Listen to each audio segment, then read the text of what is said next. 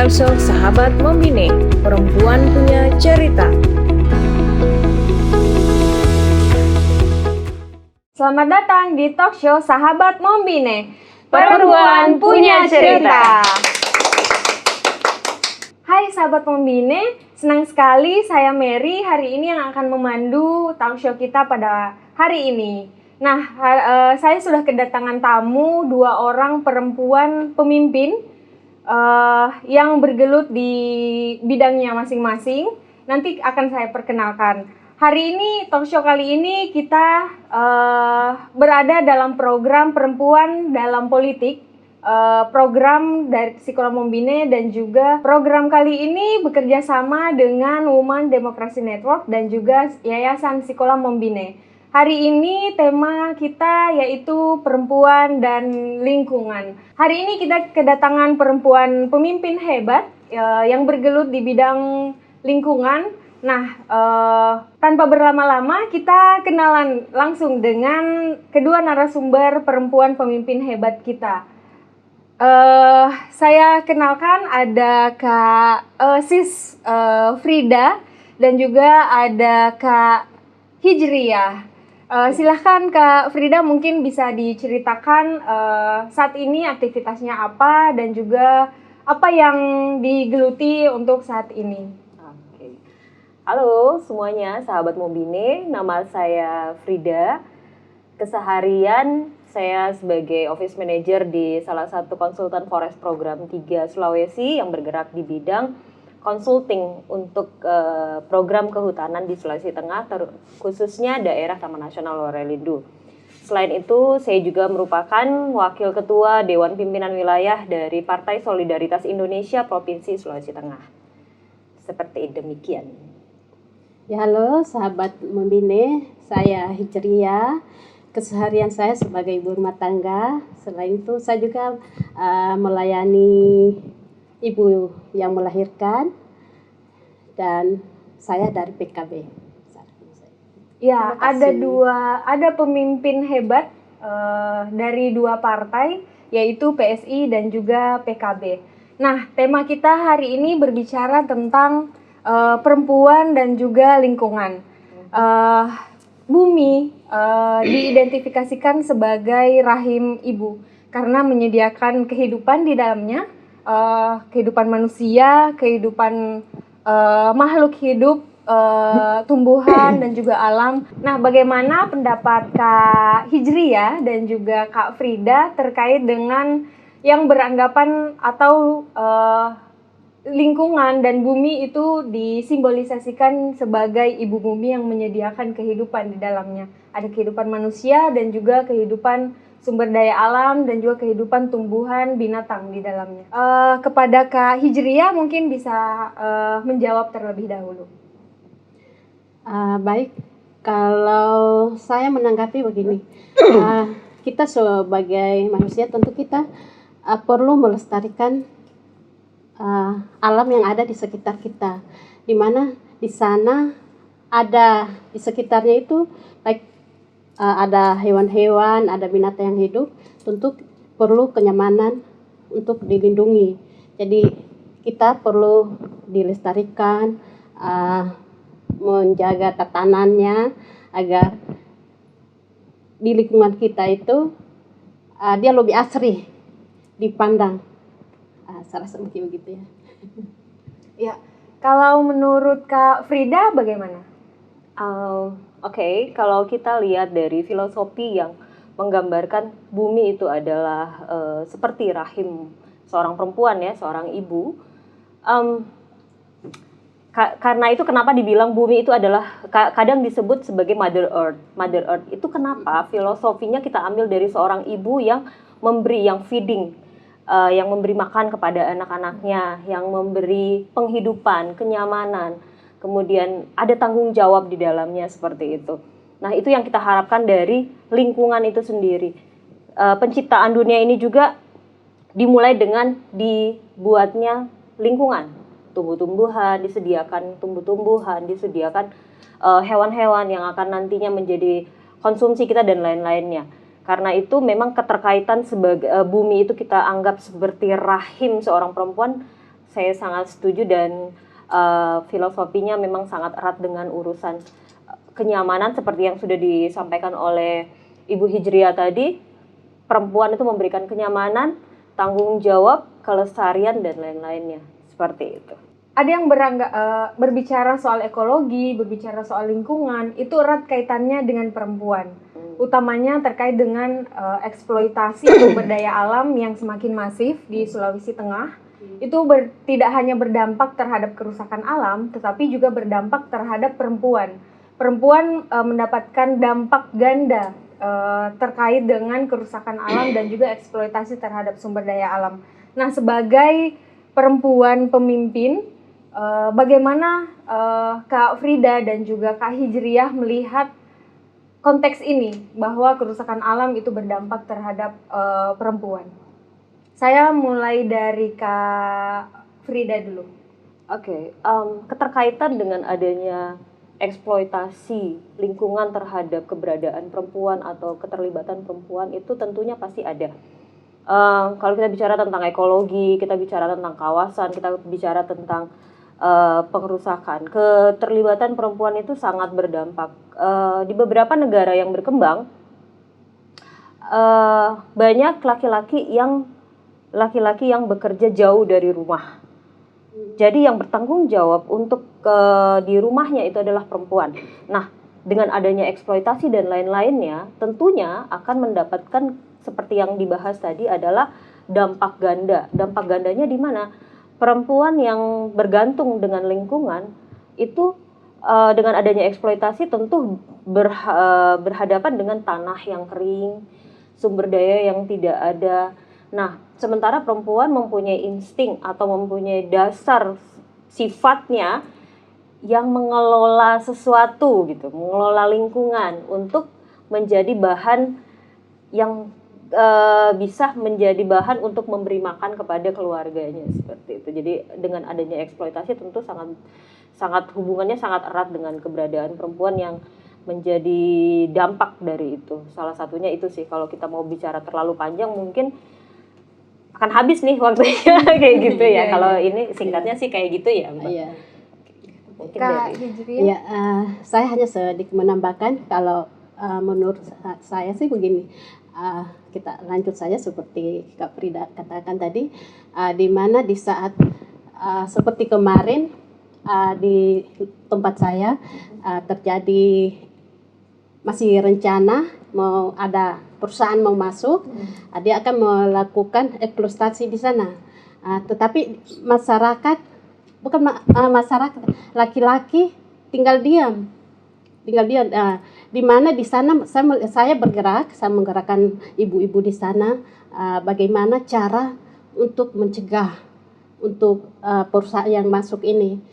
Saya mengorganisir perempuan dan kami melaporkan ke hukum dan kami perempuan memenangkan persoalan itu. Melihat dari Provinsi Sulawesi Tengah sendiri, pemerintah saat ini punya beberapa prioritas untuk penanganan terkait dengan permasalahan lingkungan di Provinsi Sulawesi Tengah. Nah, saya mau bertanya pendapat dari kedua narasumber kita, bagaimana tanggapannya terkait dengan prioritas dari kerusakan lingkungan yang diprioritaskan oleh pemerintah daerah Provinsi Sulawesi Tengah saat ini, dan juga melihat bagaimana apa tantangannya dan bagaimana kelompok perempuan bisa ikut andil untuk memelihara lingkungan kita. Saya mulai dari Kak Hijriah dulu. Ya, kalau saya melihat andil dari pemerintah sekarang ini, saya rasa itu sudah bagus. Di mana seperti di Kabupaten Sigi ya, di sana pemerintah itu sudah melakukan kerjasama dengan masyarakat. Bagaimana untuk memelihara lingkungan dengan cara memberikan pohon untuk ditanam. Di situ kemudian perempuan ikut dilibatkan untuk melestarikan hutan tersebut. Kalau menurut Kak Frida gimana? Iya, kalau kita berbicara tentang kebijakan pemerintah tentang daerah Sulawesi Tengah, prioritasnya terhadap lingkungan, itu mungkin kita bisa lihat dari karena kita mengenal tipologi daerah kita. Sulawesi Tengah itu adalah daerah yang banyak dengan yang namanya patahan, terutama di daerah Ibu Hijriah ini adalah Kabupaten Sigi, itu merupakan daerah rawan bencana. Dan kemudian di Kota Palu sendiri beberapa titik-titik yang juga rawan bencana dengan banjir, karena kita tahu beberapa tambang galian C, bahkan tambang emas yang terjadi, yang ada itu eksploitasi besar-besaran, tetapi yang dilegalkan. Mohon maaf saya bicara itu mungkin di-cut ya. Jadi kalau dibilang kita di kebijakan itu tadi bicara tentang kebijakan pemerintah atau kebijakan pemerintah ya untuk prioritas lingkungan yang ada di Sulawesi Tengah. Saya mungkin agak sedikit punya pendapat yang agak sedikit berbeda, sedikit aja. Programnya sih banyak bicara tentang lingkungan, tetapi implementasinya masih sangat minim seperti itu. Nah, keterkaitannya dengan perempuan menyikapi hal ini itu alhamdulillah ada beberapa lembaga-lembaga seperti Sekolah Membina juga salah satunya yang menciptakan program-program yang mendukung keterlibatan perempuan dalam kelestarian lingkungan ini, diselaraskan dengan kebijakan pemerintah, entahkah pemerintah pusat maupun pemerintah daerah. Lembaga-lembaga tersebut membantu meng-push para perempuan-perempuan dalam hal usaha yang bisa dilakukan dalam lingkungan tersebut. Kemudian tentang kebijakan kawasan, maksudnya di sini adalah kawasan lingkungan yang dapat diolah, yang dapat dimanfaatkan, kemudian dalam hal kelembagaan. Nah, kebijakan-kebijakan tersebut itu ada. Kita didukung dengan beberapa aturan-aturan yang minimal melibatkan 30% perempuan, ada bahkan sampai 100%. Nah, di sini perempuan memang tidak ada, kalau di dalam kita bicara tentang lingkungan secara global, harusnya gendernya netral. Tetapi dengan adanya kebijakan pemerintah yang kemudian secara global juga, keterlibatan perempuan itu sangat penting, dikarenakan yang tadi yang di awal saya bicara, bahwa di beberapa negara-negara berkembang, salah satunya di Indonesia, laki-laki lebih banyak bekerja jauh dari rumah, dan sementara perempuan yang akan mengolah hal ini. Nah, makanya kenapa perempuan yang paling dekat dengan urusan pelestarian lingkungan sebenarnya. Satu, karena sifatnya juga yang mengayomi, yang melindungi, yang ingin memberikan kenyamanan, dan yang mengolah. Seperti kalau dalam sifat perlindungan atau kita mau mengambil tentang sifat perlindungan lingkungan, itu ada 3 hal tersebut yang saya sudah bilang tadi, yaitu tentang usaha, kelembagaan, dan kawasan. Kawasan dalam hal batas-batas tertentu, perempuan masyarakat bisa mengolah lingkungan tersebut atau tidak, seperti itu. Dan keterlibatan perempuan itu paling banyak. Contohnya misalnya, maaf saya sedikit panjang, saya ingin membagi sedikit tentang cerita teman-teman di Kalimantan. Hampir mustahil itu dilakukan oleh laki-laki. Karena mereka memiliki prinsip seperti ini, pada saat perempuan itu akan menikah, dia harus mampu untuk menganyam. Nah, hal ini hampir mustahil, bukan tidak mungkin dilakukan oleh laki-laki, tapi hampir mustahil. Sampai itu menjadi suatu aturan dalam adat dalam kawasan mereka gitu. Jadi keterkaitannya kebijakan pemerintah, adat istiadat dan segala macamnya, apalagi dengan peraturan yang seperti itu, perempuan kalau nggak yang ini nggak bisa menikah gitu kan, seperti itu. Mungkin gambarannya seperti itu sih, kayak gitu-gitu. Iya. Selain kebijakan juga adat istiadat turut menjadi pendukung ya, perempuan ikut andil untuk menjaga lingkungan dan juga alam.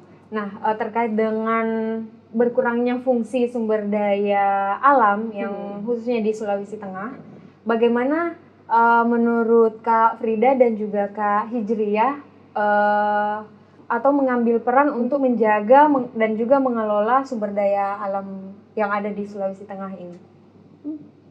mungkin harus jadi pemimpin kali ya. Ya. Harus Pasti, ya. mengambil posisi menjadi seorang menjadi posisi seorang pemimpin gitu. Ya. Dengan misalnya seperti mau menjadi anggota legislatif yang Ya. karena kita tahu 3 fungsi legislatif yaitu kebijakan, budgeting dan pengawasan kan seperti itu. Nah, perempuan yang notabene seperti yang sudah dijelaskan tadi sama Ibu Hijriyah dengan powernya, woman's power, dan apalagi kalau dia menduduki kebijakan, saya sangat ngefans sama satu pemimpin perempuan, dia Ibu Risma. Dia sebagai seorang wali kota perempuan yang bisa mengubah wajah kota Surabaya dari yang kalau dulu saya bilang Surabaya, saya memikirkannya panas, sangat crowded dengan kendaraan. Tetapi pada saat dia memimpin, dia memikirkan bagaimana pengelolaan sampah tidak bau, tidak bertumpuk dan pemilihan. Dan kemudian sekarang kita bisa lihat Surabaya itu cantik sekali gitu. Bahkan dia memilih untuk menanam yang sekarang lagi rame-rame sama bunga sakura nih. Dia tanam pohon yang hampir sama dengan bunga sakura, itu kan kelihatannya jadi cakep gitu kan. Nah, kalau kita kembalikan ke Palu, ke Sulawesi Tengah, kita udah sangat mengenal Sulawesi Tengah itu panas. Kita berlimpah dengan yang namanya matahari, sampai orang bilang, oh kalau di Palu itu ada 2 musim, musim panas dan panas banget gitu kan.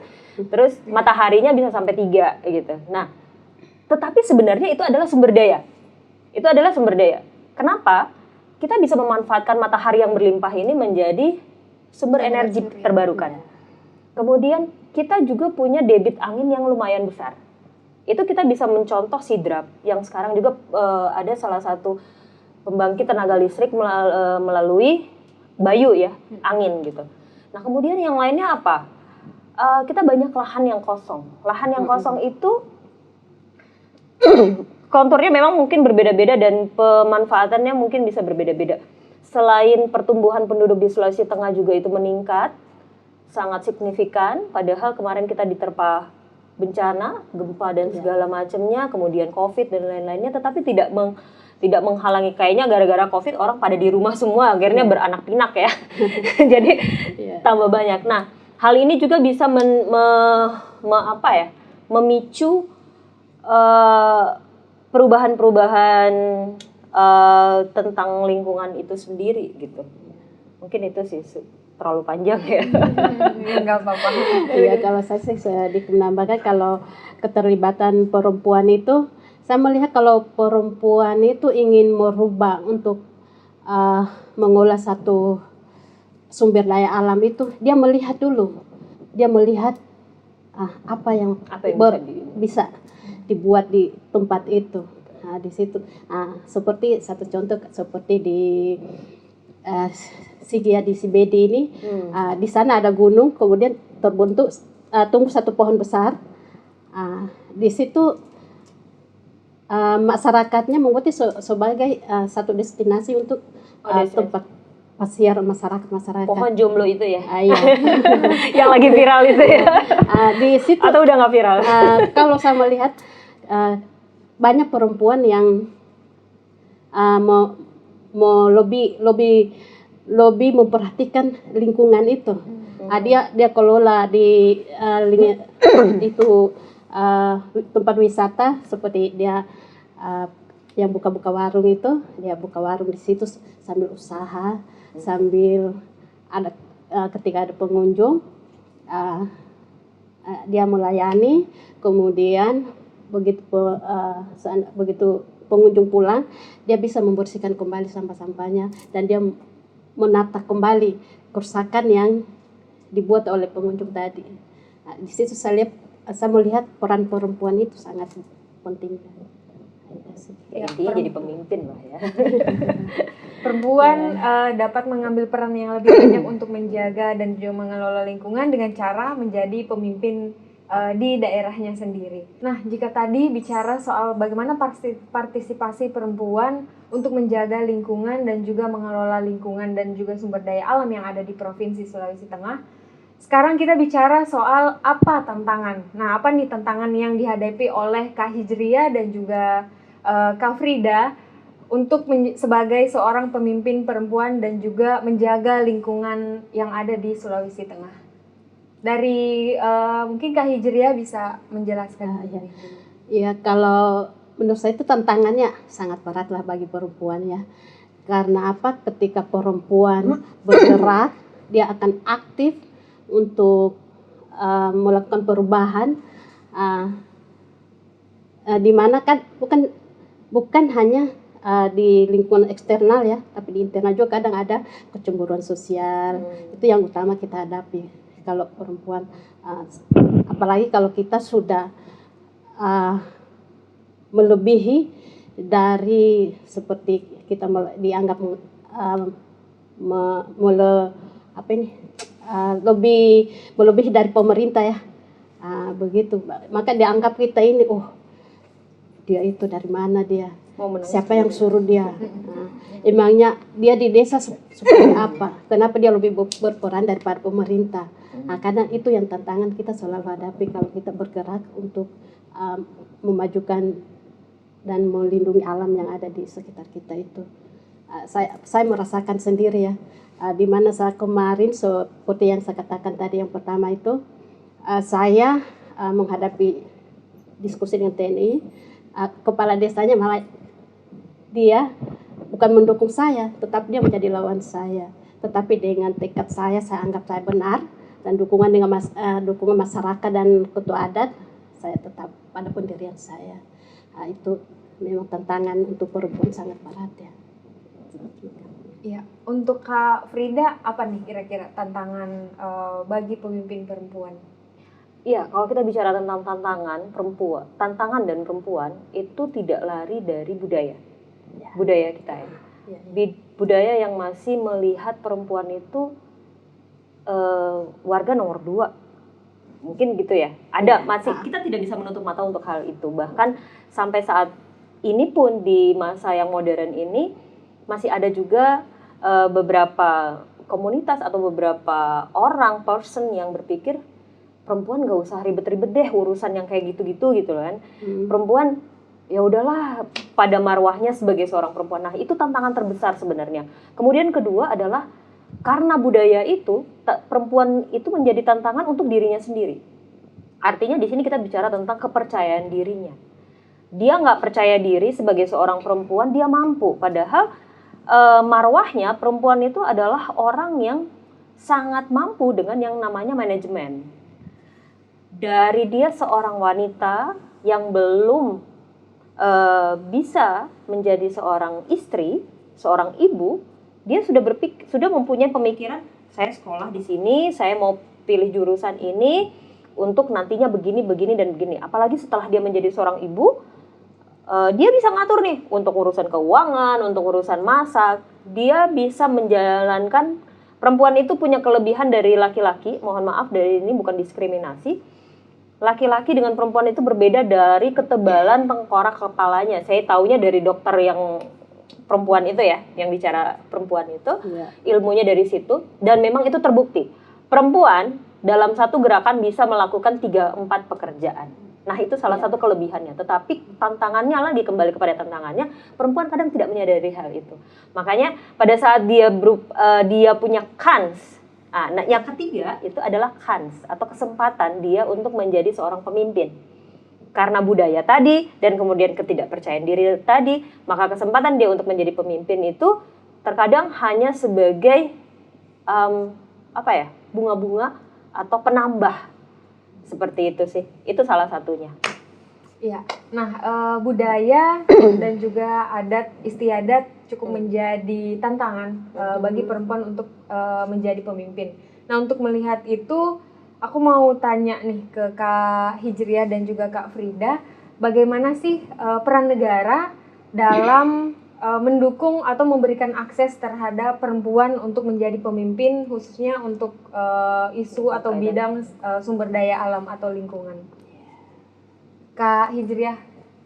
Ya, kalau saya melihat sesuai dengan 30%-nya perempuan ini, saya melihat pemerintah sudah mendukung perempuan, tetapi alangkah baiknya 100% lah, agar supaya kita perempuan ini bisa merekrut perempuan yang lain, dan kita untuk kerjasama bagaimana kita meningkatkan sumber daya perempuan ini, dan perempuan juga butuh dorongan agar bisa lebih maju lagi, dan terutama dukungan dari pemerintah ya.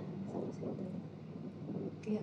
Kalau Kak Frida? Ya, kalau kita bicara tentang dukungan pemerintah, benar yang disampaikan oleh Ibu Hijriah bahwa salah satu dukungannya adalah menciptakannya atau membuat aturan-aturan, kebijakan-kebijakan tentang keterlibatan perempuan 30% minimal, bahkan bisa sampai 100% seperti itu. Itu adalah salah satu dukungan.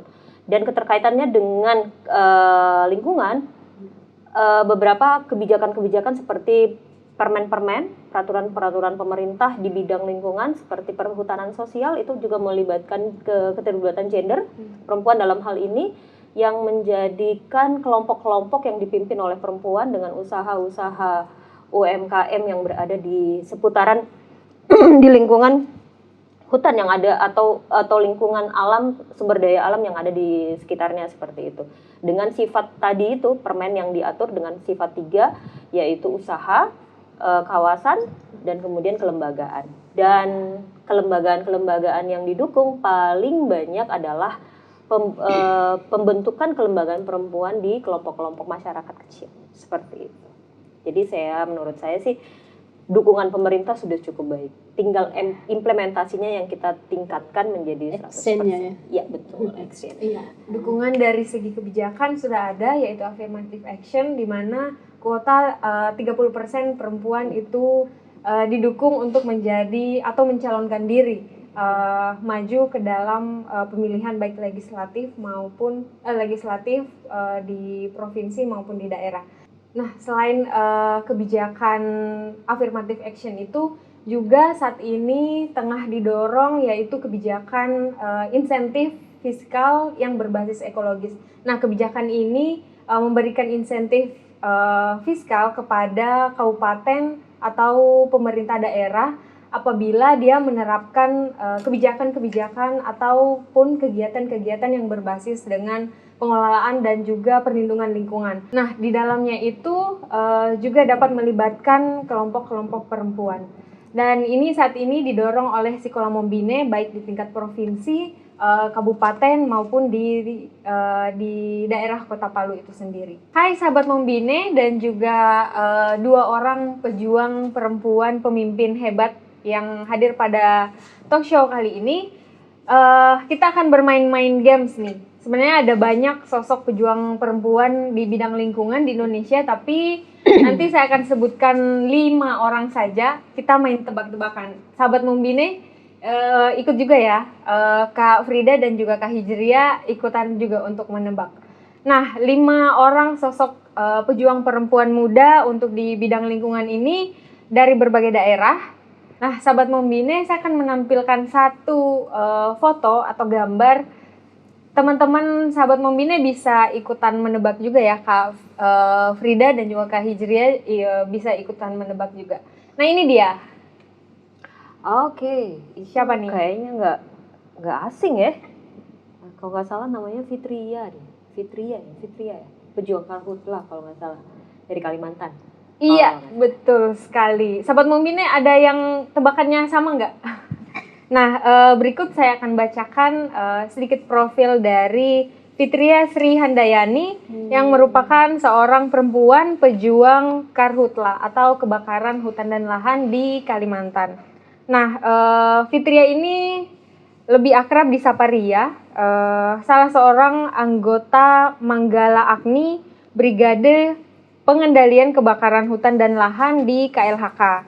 Nah, sosoknya ini merupakan Kartini masa kini nih, yang telah berjuang untuk melakukan pencegahan kebakaran hutan dan lahan sejak tahun 2008 silam. Nah, cukup lama ya, Kak Frida dan juga Kak Hijriah, Ibu Fitria ini bergelut menjaga hutan dan lahan di Kalimantan. Nah, kira-kira apa nih hal inspiratif apa yang Kak Frida dan juga Kak Hijriah bisa petik dari sosok perempuan hebat satu ini?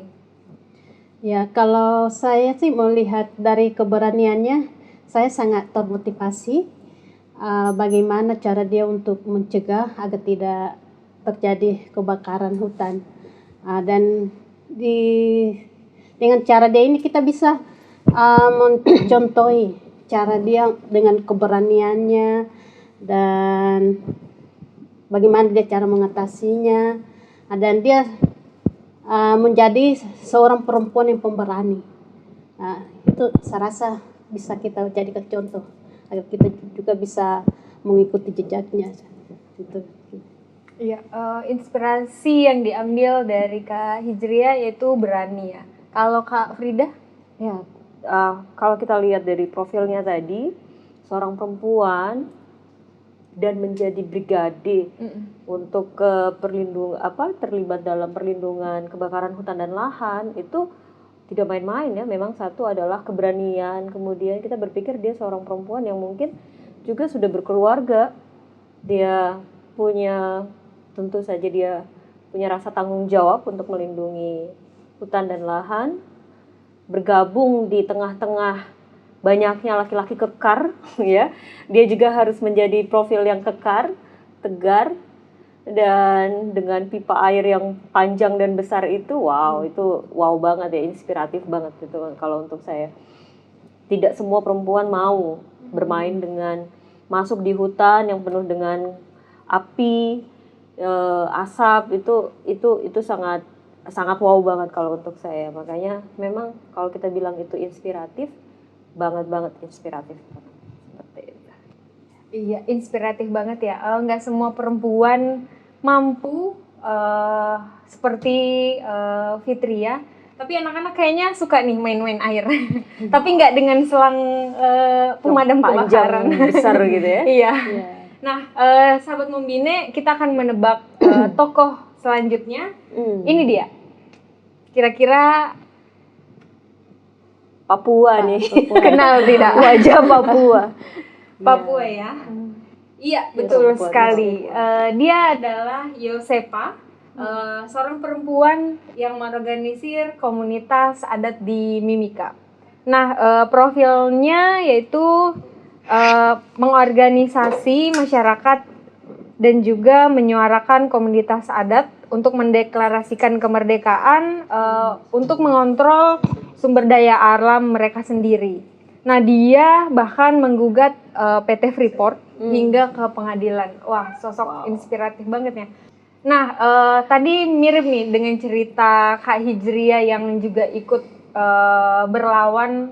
melawan perusahaan yang akan mengelola sumber daya alam di wilayahnya. Mungkin dari Kak Hijriah dulu. Ya, kalau saya sudah sepantasnya kita perempuan memang harus tetap berjuang ya, dan kita mempertahankan hak kita. Dimana ketika dilakukan eksplorasi oleh perusahaan, ya itu bukan cuma masyarakat yang berdampak, terutama kita perempuan. Dan yang paling merasakan itu ya ketika hutannya rusak, kadang seperti air itu, sekarang kan musim hujan ya, airnya itu macet-macet sekarang. Jadi perempuan sangat tersiksa dengan kurangnya air. Buat nyuci, masak ya. Iya, karena pekerjaan domestik diidentikan dengan perempuan ya. Urusan Jadi air nih. Meskipun musim hujan, tapi tetap mengalami kekurangan air ya. Iya. Nah, hal inspiratif apa yang Kak Hijriah petik dari kalau sosok Yosefa? yang saya petik dari Ibu Yosefa ini, yang ini dari keberaniannya juga. Itu Berani ya. iya. Kalau Kak Frida? Iya, kalau saya, kita melihat satu keuntungan kita di timur, mulai dari tengah sampai ke timur Indonesia, itu perempuan-perempuannya cukup vokal. Salah satunya seperti tadi, Fitria yang punya keberanian mau menjadi brigade, dan kemudian Ibu Yosefa sebagai komunitas adat ya, yang melawan perusahaan yang segede itu, Freeport lagi apa segala macam, sampai di peradilan. Itu juga saya lihat seperti tadi yang saya bilang, kita punya keuntungan perempuan-perempuannya cukup vokal dan cukup berani, bahkan bukan cukup, bahkan berlebihan gitu ya. Women's powernya kelihatan, emak-emaknya oke banget lah. Saya nggak ada lawan katanya, pokoknya saya nggak ada lawan. Iya, saya nggak ada lawan ya. Nah, women's power sebenarnya selain dua orang sosok pemimpin perempuan di bagian isu lingkungan tadi, narasumber kita juga punya women's power nih. Nah, selanjutnya ada foto gambar ketiga. Sahabat Membina juga harus menebak, nanti dapat hadiah. Kalau ini aku kenal nih. Gambar ketiga ini dia. Kalau Siapa ini, nih? Kalau ini aku kenal nih. Ada yang Anissa, warga mengenalnya. Dipura. Iya betul sekali Kak Hijriya. Ini adalah Ibu Nisa, warga Dipura, seorang perempuan yang mendirikan pesantren ekologi. Nah, saya bacakan sedikit profilnya. Ibu Nisa, warga Dipura ini mendirikan pesantren ekologi. Pendiri pesantren ekologi itu namanya Atorik, nama pesantrennya. Namun jauh sebelum mendirikan pesantren Atorik, Ibu Nisa, warga Dipura ini mengajarkan pertanian yang ramah lingkungan di Garut, Jawa Barat. Nah, hal inspiratif apa nih yang bisa kita petik dari sosok Ibu Nisa, warga Dipura ini menurut Kak Frida? Ya, kalau kita lihat profil Ibu Nisa ya, sebagai seorang ekologis, tetapi dia juga sebagai pendiri pesantren, itu memperlihatkan bahwa perempuan tidak hanya pada satu tempat, tidak hanya pada satu apa istilahnya, karena dia seorang pesantren dia tidak bisa berbuat apa-apa. Justru dengan adanya sekolah pesantren, dia merubah pesantren itu menjadi sangat fleksibel ya. Fleksibel di situ dia mengajarkan tentang bagaimana sih keselarasan agama dengan lingkungan gitu, dengan menciptakan pesantren ekologi. Karena memang di agama apa aja pasti mengajarkan bagaimana melindungi, menjaga bumi, air dan tanah, menjaga lingkungan kita. Itu semua agama mengajarkan hal itu. Jadi hal inspiratif yang kita dapatkan dari Ibu Nisa ini memang benar-benar tidak menyekat diri seorang perempuan harus bagaimana, walaupun dia kan karena orang berpikir dia orang pesantren nih pasti kaku banget ya, itu apa yang harus berjalan ke sana kemari dengan gamis dan apa segala macam, tetapi ternyata dia malah menciptakan hal yang berkaitan dengan lingkungan gitu, yang kalau dengan orang lihat sekilas dengan pakaian seperti itu mana bisa masuk di lingkungan kayak gitu. Nah, ini membuat wacana baru yang tidak ada penyekatan tentang perempuan itu harus kayak gini kayak gitu sih. Iya. Kalau menurut Kak Hijriah? Ya, kalau saya sangat tertarik juga dan sangat termotivasi dengan kerja dari Ibu Nisa tadi ini, di mana dia sebagai pendiri pesantren dia juga bisa membuka lahan untuk ditanami sayur-sayur organik mungkin ya kalau gitu ya, organik. Dan dia di sana dia berpikir lahan ini seperti begini, lahan ini jangan sampai jadi lahan tidur. Jadi mari kita manfaatkan dan kita jangan memakai bahan kimia. Jadi di situ termotivasi dan dia juga berpikir agar anak-anak pesantren itu hidup sehat dan tentram, dan di sekitar pesantrennya itu terlihat lestari dan indah, asri gitu ya. Iya, pesantrennya udah jadi asri, dan juga sini sosok Ibu Nisa mengambil peran yang sangat penting untuk bagaimana tidak ada sekat antara agama dan juga lingkungan dan juga perempuan. Nah, selanjutnya kita ke sosok yang keempat. Ini kayaknya nggak asing nih kalau di Sulawesi Tengah. Sering nongol di mana-mana kayaknya. Ini dia. Eva Bande ya. Itu Sudah teman terkenal seperjuangan. Iya, teman Kenal dengan seperjuangan Kak Eva Bande. Nah, Eva Bande ini merupakan pejuang agraria dari Provinsi Sulawesi Tengah sendiri. Profil Kak Eva Bande waktu mendirikan Front Rakyat Advokasi Sawit atau FRAS di Sulawesi Tengah. Niatnya betul-betul murni untuk khususnya untuk membantu petani mempertahankan tanah dan juga tanah garapannya. Nah, khususnya petani di Desa Bumi Harapan, Kecamatan Toili Barat di Kabupaten Banggai.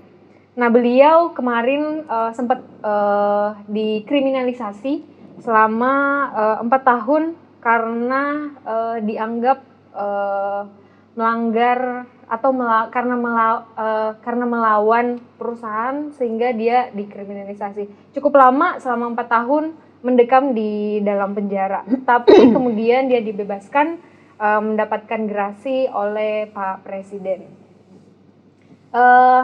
Kira-kira menurut Kak Frida dan juga Kak Hijriah, dari sosok Eva Bande hal inspiratif apa nih yang bisa dipetik?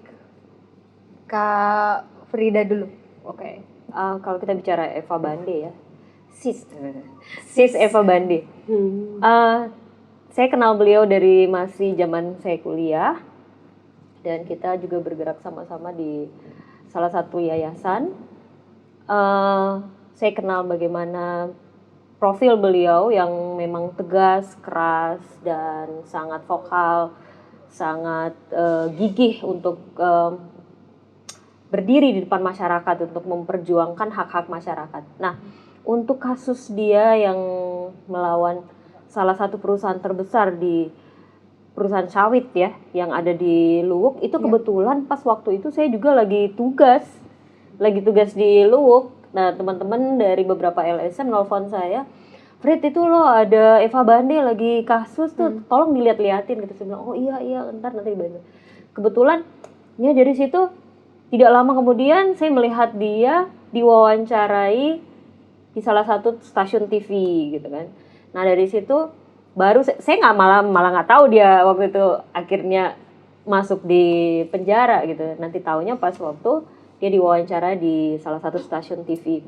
Nah, ya, hal inspiratif yang saya bisa dapatkan dari profil beliau, dia ya dengan masih muda, karena umurnya kan nggak masih sepantaran lah sama kita, hanya beda-beda sedikit gitu kan. Masih muda, terus udah berkeluarga, meninggalkan keluarganya untuk membela hak-hak masyarakat seperti itu. Dan kita tahu bagaimana kasus yang ada di Luwuk itu, perusahaan yang terbesar tersebut dengan para petani-petani sawit tersebut. Nah, jadi kalau dari saya pribadi sih, saya salut dengan beliau sampai akhirnya beliau juga terpilih menjadi salah satu tim ahli dari kepresidenan ya di KSP untuk agraria, salah satu yang dipilih anak daerah dari Sulawesi Tengah beliau seperti itu. Jadi memang ini membuktikan bahwa memang perempuan itu jangan membatasi dirinya gitu. Yang seperti yang kita bahas dari awal, salah satunya adalah punya kepercayaan diri, keberanian, ketegasan, dan memiliki kemampuan data seperti itu. Ya, kalau menurut Kak Hijriah, kalau saya hampir mungkin saya hanya menambahkan sedikit. Kalau keberanian memang sudah sangat berani karena udah tahu banget ya, siapa yang tidak tahu dia. Cukup terkenal soalnya di Palu. Iya, tentu dia dengan keberaniannya ini, tentu dia juga membutuhkan dukungan-dukungan dari teman-teman seperti kita ini kan. Dari keberanian mungkin bisa dia bisa merubah kebijakan di pemerintah setempat, dan dia bisa berhasil mengalahkan perusahaan itu. Ya, itu saya bisa tambahkan ya. Iya. Tadi ada kutipan menarik dari Kak Hijriah nih, perempuan mendukung perempuan. Iya, betul. Nah, selanjutnya sosok yang terakhir, ini nggak asing juga karena masih sama dari Provinsi Sulawesi Tengah, Ibu Rukmini. Pat. Itu Tinangata ya? Iya. Tinangata. Benar. Rukmini Pak. Iya, sosok yang terakhir ini ada Ibu Rukmini Pata Toheke. Nah, Ibu Rukmini ini seorang perempuan yang memperjuangkan hak-hak masyarakat adat di Kabupaten Sigi. Profilnya itu Ibu Rokmini menjaga hutan adat, namanya hutan adat Toro, senjata hadapi perubahan iklim, dan juga menjadi Tinangata Ina, ngata atau bahasa Indonesianya itu ibu kampung sebutannya, pengakuan dan juga penghormatan bagi perempuan dalam komunitas karena peranan yang dominan yang dilakoninya. Nah, perempuan atau Ibu Rukmini ini terlibat langsung dan juga bersuara dalam forum adat dengan berbagai masalah di komunitas adat. Nah, Ibu Rukmini juga mendirikan sekolah, namanya Sekolah Alam, dan juga mengorganisir masyarakat adat di Kulawi. Kalau pejuang masyarakat adat ini, Ibu Rukmini di Sulawesi Tengah cukup terkenal. Beberapa kali pernah tampil di salah satu di pertelevisian nasional juga. Nah, kan jarang nih perempuan, apalagi perempuan masyarakat adat. Kira-kira sosok Ibu Rukmini ini hal inspiratif apa yang bisa Kak Hijriah dan juga Kak Frida ambil dari sosok Ibu Rukmini? Saya mulai dari Kak Hijriah dulu. Kalau saya melihat dari terutama keberanian juga ya, terus dari segi kemampuannya dia bisa mampu mendirikan sekolah untuk sekolah alam untuk masyarakat desa Toro. Dari dia punya dari profilnya ini bisa kita contoh. Bahkan saya selama ini sebenarnya saya dengan Ibu Rukmini ini pernah tetangga waktu masih gadis ya, si cewek. Cuma selama dia terlibat di dalam LSM ini, saya ingin sekali bertemu dengan beliau, tapi sampai sekarang ini tidak pernah ketemu. Telepon dong, telepon. Nanti kita pertemukan, ada sesinya. Ya, jadi saya sangat tertarik dengan apa yang dia lakukan di Setoro. Jadi saya itu dari situ saya melihat, saya belajar. Kadang terpikirkan di dalam pikiran itu saya harus bisa juga memperjuangkan apa yang ada di desa saya. Ya, itu yang saya ambil dari buku ini. Nah, menurut Kak Frida nih, hal apa yang inspiratif dari sosok Ibu Rukmini? Iya, kalau bagi saya Ibu Rukmini itu sosok perempuan yang halus, cara berbicaranya sangat halus, karena beliau pendiam juga ya. Sebenarnya tidak pendiam ya, dia sangat vokal gitu ya. Tetapi maksudnya saya pernah beliau undang di salah satu acara festival adat di Desa Toro, kebetulan itu dilaksanakan di halaman rumah beliau, dan di situ saya sangat amazed dengan apa yang sudah dia lakukan bersama teman-teman di sana, masyarakat di sana, terutama kelompok perempuan yang dikelola oleh beliau, bahkan sampai anak-anak itu, mereka karena dia profil seorang perempuan adat, dia melaksanakan tupoksinya sebagai sosok perempuan adat itu benar-benar maksimal gitu. Anak-anak di sana sangat sangat adat banget itu maksudnya begini. Kita sekarang udah jarang ketemu sama anak-anak yang suka tabe. Oh iya. Tabe ya. Kalau ini kita apalagi kalau ada orang tua bicara seperti itu, mereka sangat hormat dan sangat menghargai. Jadi saya bilang, Ibu, karena tadi disinggung profilnya beliau memang mendirikan salah satu sekolah alam. Saya sempat diajak untuk melihat sekolah alam beliau. Itu di sana anak-anak itu diajar bebas berkreasi apa saja, tetapi tidak meninggalkan asas adat-adat istiadat mereka. Nah, kemudian salah satu itu salah satunya. Salah duanya adalah perjuangan beliau sebagai seorang wanita adat yang kebetulan tinggal desanya itu berbatasan dengan hutan Taman Nasional Lorelindu. Nah, kita tahu bahwa keberadaan desa-desa atau pemukiman-pemukiman yang ada di perbatasan bahkan masuk dalam kawasan Taman Nasional itu sangat susah untuk menjaga keseimbangan, balancing antara bermukim dan juga menjaga kelestarian Taman Nasional dengan segala macam peraturan dan apa segala macamnya. Tetapi di sini Ibu Rukmini menjadi seorang sosok pejuang wanita yang melibatkan unsur-unsur aturan adat disinkronkan dengan aturan-aturan pemerintah, dalam hal ini Taman Nasional Lorelindo, sehingga masyarakat tidak bertentangan dengan kebijakan pemerintah dalam hal perhutanan tersebut, tetapi dengan adat istiadat yang dibangun, yang dijaga oleh Ngata Toro.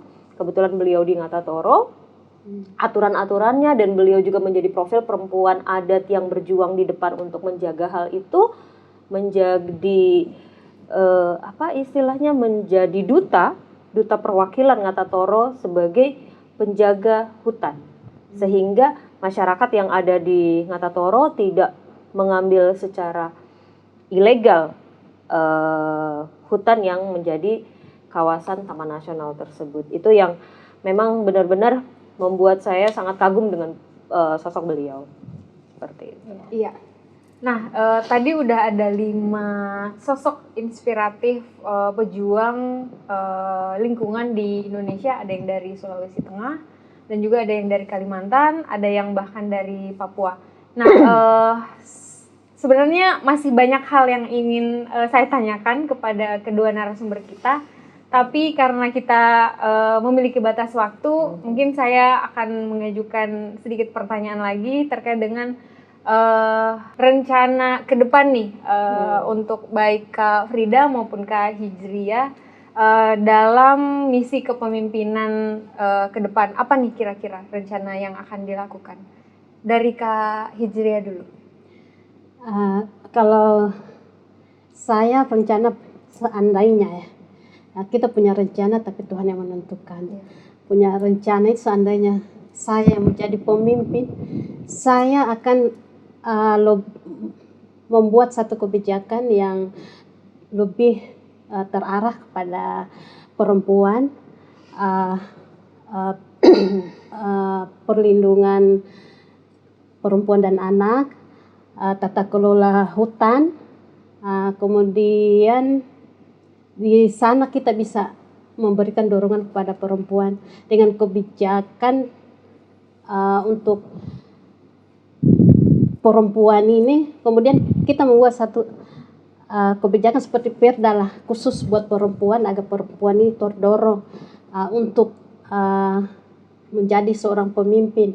Karena selama ini kita melihat perempuan itu terutama itu ya dari strategi adat istiadat selalu menganggap dirinya tidak bisa untuk menjadi seorang pemimpin. Kemudian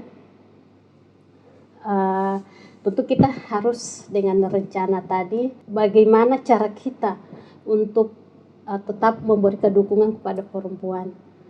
Tentu dengan kita membuat perda, tentu kita harus mensosialisasikan perda yang kita buat tadi ini agar perempuan-perempuan lebih tertarik. Gitu bisa saya rencanakan ya ke depannya. Oh, jadi caleg ya. Iya, perempuan merebut ruang demokrasi untuk menjadi pemimpin.